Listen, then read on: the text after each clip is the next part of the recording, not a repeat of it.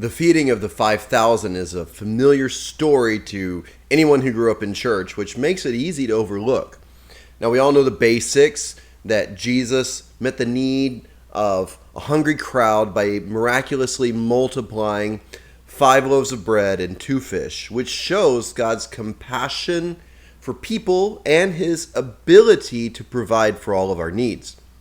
But if we look a little bit closer, we might be surprised by what else is happening in this passage.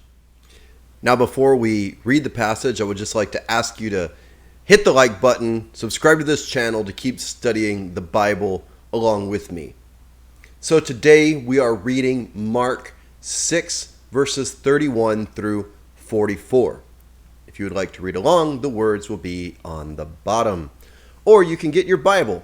Okay, Mark 6, 31 through 44, it says, "Then, because so many people were coming and going that they did not even have a chance to eat, he said to them, 'Come with me by yourselves to a quiet place and get some rest.'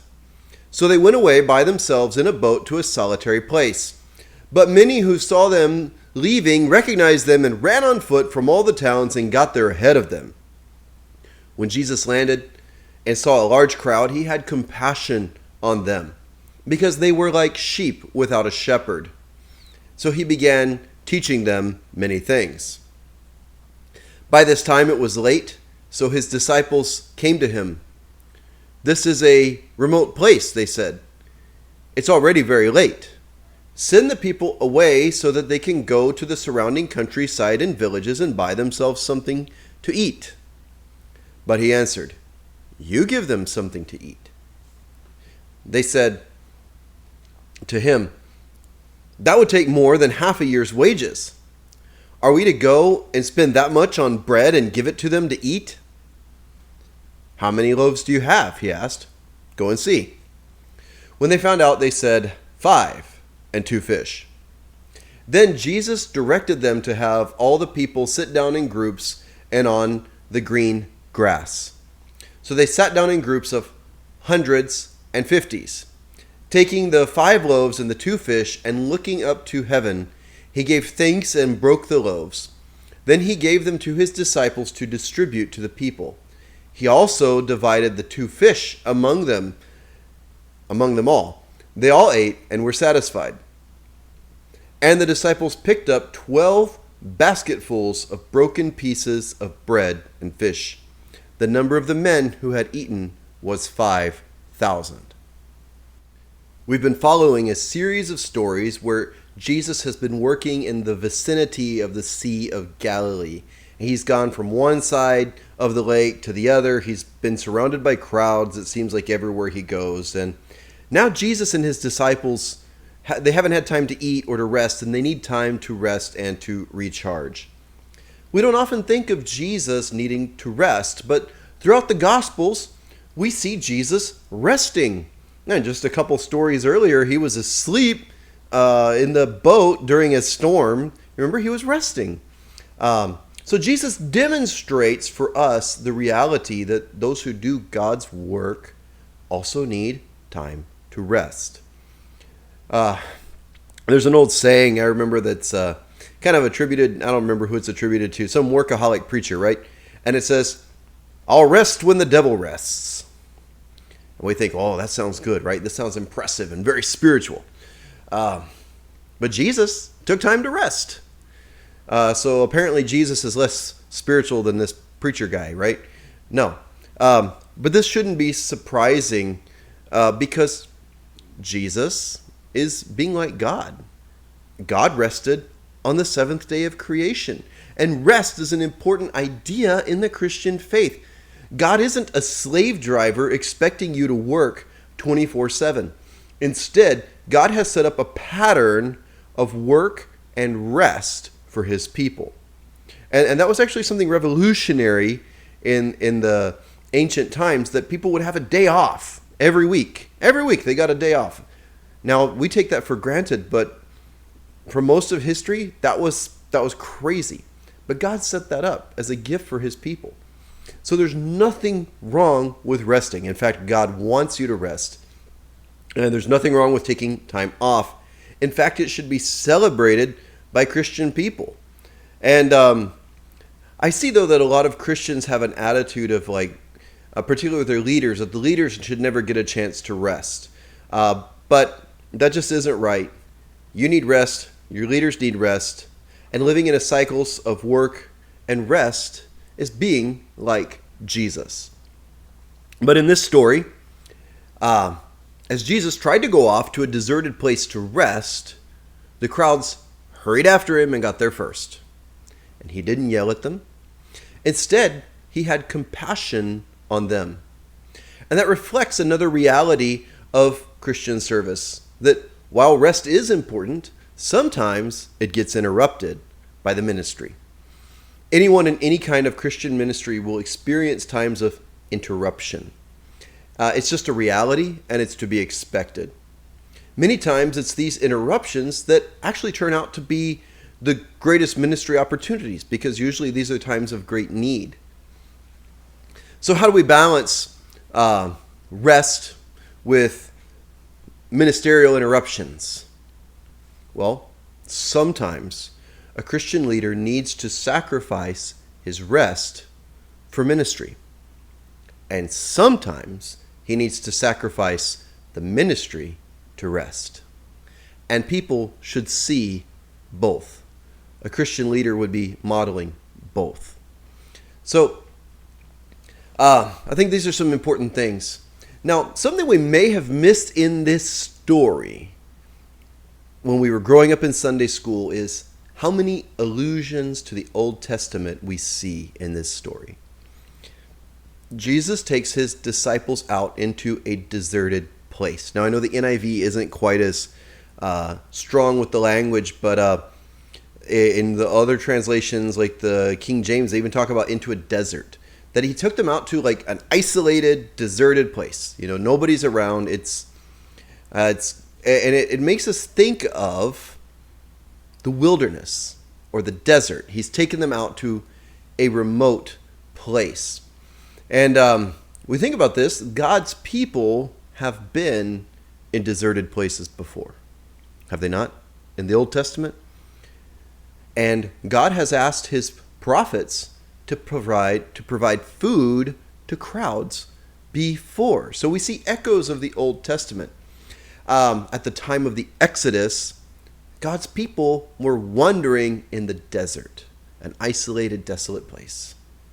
And God provided miraculous bread, manna for them to eat. See a comparison here? And even how Moses had organized the people into groups, we see Jesus having his disciples organize the people into smaller groups so that they can be cared for. And going back to the desert, the people had eaten manna from God for so long. And there were some interesting things about manna. Like with manna, there were no leftovers. Anything you tried to keep to the next day was bad. There were no leftovers except from the day before the Sabbath. There would be enough for you to eat on the Sabbath. But generally, there were no leftovers with manna. And the people got frustrated and they said, hey, we're tired of manna. We're tired of manna. We want meat. We want meat. And God's like, look, I've been giving you manna. You want meat? I'm going to give you so much meat you can't handle it. And he tells Moses to go give them meat. And Moses, it's just like the disciples. He's like, God, where am I going to get that much meat? He's like, if we killed all of our flocks, I don't think we'd have enough meat for everybody. You know, and the Lord answered Moses, is my arm too short? And we saw that God actually provided the meat. His arm was not too short. He was able to provide. Now, there was another time when Israel was in a severe famine, a lot like being in a isolated, deserted place, right? Echoes of desert. And those during the time of the prophet Elisha. And a man brought the prophet Elisha 20 loaves of bread. And Elisha instructs his servant, he says, go give this to the community to eat. And the community in the story was about 100 people, but just 20 loaves of bread. These aren't large. And the servant questions, he's like, you really want me to put this out in front of everybody? Like, this isn't going to be enough, right? But Elisha told him to do it because he said, everyone will be fed and there will be leftovers. And that is what happened. So again, people were in famine. There was a small amount of bread provided. God multiplied it miraculously. So we have these Old Testament stories where the people were in desert situations. They were hungry, and God provided for them beyond what they could imagine, using just a little bit. So we see in this passage that Jesus multiplying the bread is meant to evoke memories of Moses and Elisha. So in the last passage that we read, Mark wanted his reader to think of Old Testament prophets. And it seems to be the case here again in this passage, that he is connecting these New Testament people, Jesus and the disciples, to Old Testament situations. And what we see here is that Jesus is a new Moses, bringing the manna, the bread from God. But unlike Moses, Jesus has leftovers, right? And Jesus is a new Elisha who fed 100 with 20 loaves. Jesus feeds thousands with 5 loaves. So we see that Jesus is acting in the spirit of these Old Testament prophets, and Mark wants you to see Jesus in that light. But the connection to Moses doesn't stop here. And remember, Moses is like the hero of the Jewish world, of the Hebrew world. Yet Abraham and Moses, like Abraham was the patriarch, but Moses was the giver of the law. And you're seeing here that Jesus is in the spirit of Moses. And in fact, he's greater than Moses. And so think back to Moses. And if you remember, there's a story when Moses learned that he would not enter into the promised land, he prayed that God would send someone who could lead the people, listen to this, so that they would not be like sheep without a shepherd.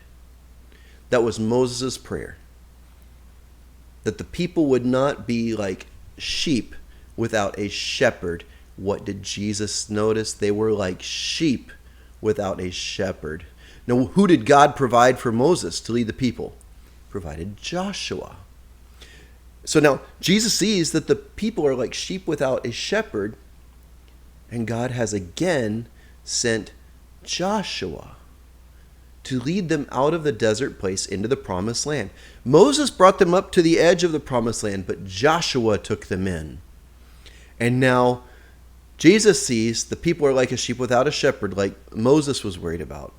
And God has sent Jesus, who, by the way, the name Jesus is just the Greek version of Joshua. Jesus' name is the same as Joshua's name. He is the greater Joshua, who is going to lead the people out of the desert and into the promised land. So now we've seen comparisons of Jesus to Moses, Jesus to Elisha, and now to Joshua, the one that Jesus is actually named after. And where does Jesus lead these sheep? He becomes their shepherd and he leads them. That's what a shepherd does. A shepherd leads the sheep. Where does he lead them? He leads them to sit down in the green grass. Does this sound familiar to you? The Lord is my shepherd. I shall not want. He makes me to lie down in green pastures. The Psalm 23. It goes on to say, you prepare a table before me. Jesus has taken the people who are sheep without a shepherd. He has led them from the desert place, and he has made them to lie down on the green grass, and he has set a table before them that overflows. And there's so much that there's 12 baskets of leftovers. So Jesus is also the good shepherd that David sang about. So finally, we've seen all these connections to these Old Testament characters and references, and how Jesus is the fulfillment and a greater version of all of these. We also see that Jesus, like God, invites his disciples to participate in what he's doing. Jesus did the miracle. He multiplied the bread. He led the people. He fed the people. But the disciples got to be a part of what was going on. The disciples, they were kind of under shepherds, right? Because they got to organize the people into the groups. They got to help the people sit down. They had to give the 5 loaves and 2 fish from what they had. And they distributed the food. So God works with and through his disciples. And he actually used what they had to bring to the table. What did they have? 5 loaves, 2 fish. That's what they brought to the table. And God said, okay, we can work with that. So God really does want us to bring what we have to the table. And he can use what we have far and beyond anything we can imagine. So we see here that even if we only have a little, when God calls us to use it for the care of others, he can multiply that far beyond what we can imagine. So Jesus is the good shepherd, and if you're one of his disciples, you have been invited to join him in his work, and he will do far beyond what we can imagine. And God bless you. Thank you for watching.